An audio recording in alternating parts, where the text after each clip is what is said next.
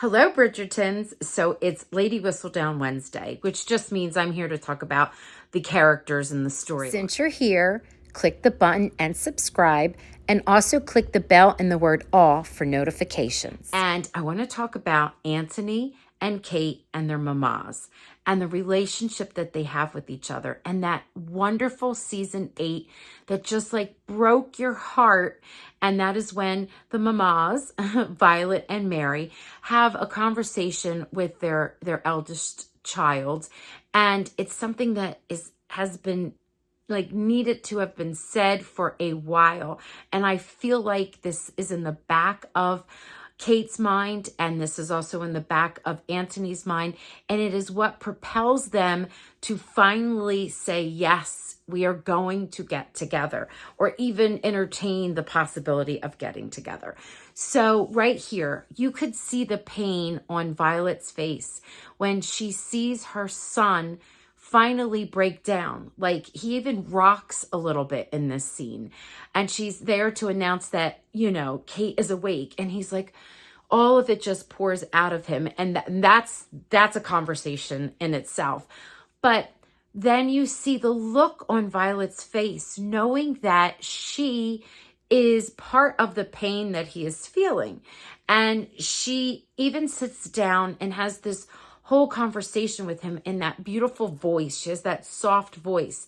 But what I really love is, as a viewer, I had to go back and watch it, because at first when Violet was saying it's the first thing that she thinks about when she wakes up and the last thing she thinks about every night when she goes to bed, it's something that she regrets, that she's, had a horrible time with all these years. And at first I was thinking it had to do with the loss of her husband, the way she's wording it. And then I realized she was talking about the guilt that she feels because she fell apart, and rightfully so, when her husband died.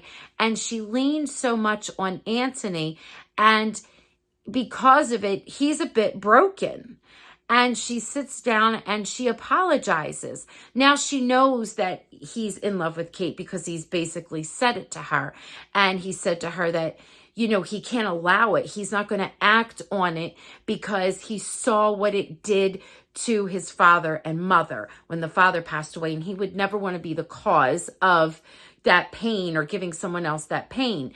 And it sticks with Violet. And finally, she says to him, I'm so sorry. And then she says something that is just so freeing. She said, the pain that she felt was beyond description.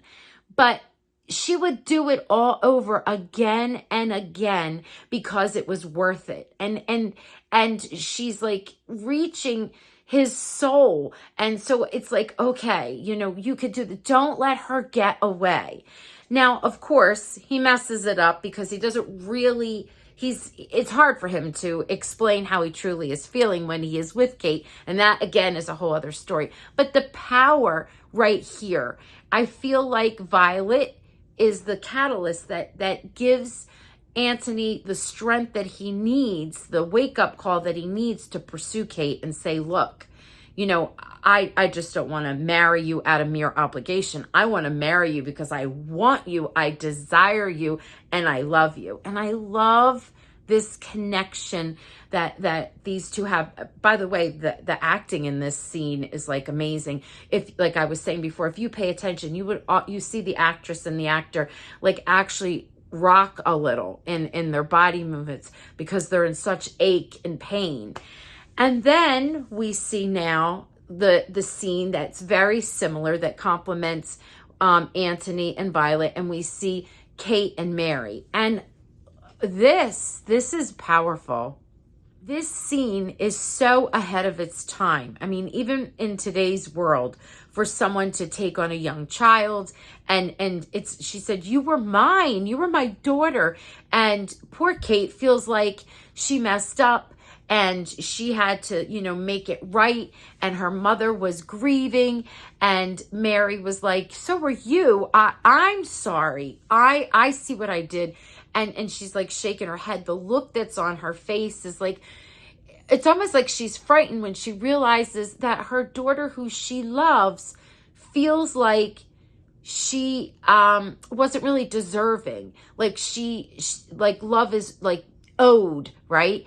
And as if she is not deserving of it because she didn't earn it. And that blows Mary's mind. And she's like, oh my goodness, where have I been? You know, she doesn't say this, but she's like, where have I been all this time? And she says to her, you deserve it. And it hurt her. Please, please don't feel this way. You deserve all the love in the world. And I'm like, this is what I think makes Kate get dressed, makes her go to the dance. And even though she's still acting as if she's going to be leaving, all Anthony has to do is be in her presence, say those few words, and then, you know, it's going to happen. They're going to live there happily ever after. And I think there's a little bit more in there with Kate. Don't forget, Kate is not of the class that even Lady Sharma is of, Lady Mary, even though she took that title away by marrying the man that she did. She's not in the same class, yet she kind of is like there. She kind of has an in because it's her stepmother, but she's being raised like it's her daughter. That's, again, a whole other chat and discussion. But again, she needs that, both of them, they needed that okay from their parents that they probably didn't even realize they needed to validate them. And then they were able to really, truly act on their feelings. So mamas, thank you. And what powerful scenes they were. If you don't realize how powerful they were, go back and look at them. And if you have other insights into this, please share. Put it in the comments. You could agree with me. We could disagree. As long as we do it with kindness, I think it will be so much fun to discuss. Okay, until next week, you have a good one.